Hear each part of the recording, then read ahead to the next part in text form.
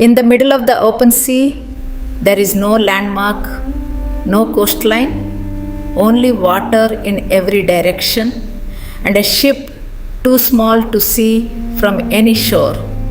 The navigator knew his last confirmed position.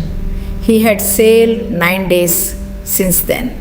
He could measure his speed, track his heading, estimate the drift of wind and current, but he could not look down and see exactly where the ship was. So he calculated. Time elapsed, speed recorded, bearing held, drift corrected.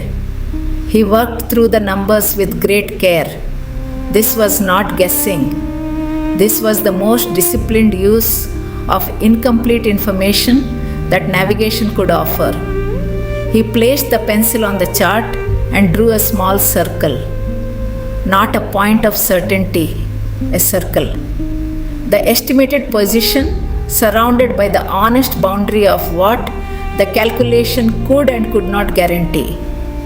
The circle was not a failure, it was the answer. A navigator who marked a single point and called it certain would have been lying. The circle said, "This is where the evidence places us within this range given what we know." He committed to the mark. Every decision for the next watch came from that circle. Not because it was exact, because it was the most honest calculation available, and he trusted his method enough to act on it.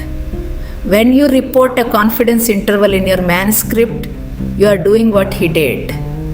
You are not confessing uncertainty.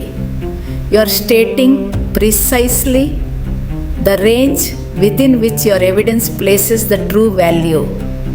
A researcher who reports only the point estimate is marking a single point and calling it certain. That is not precision.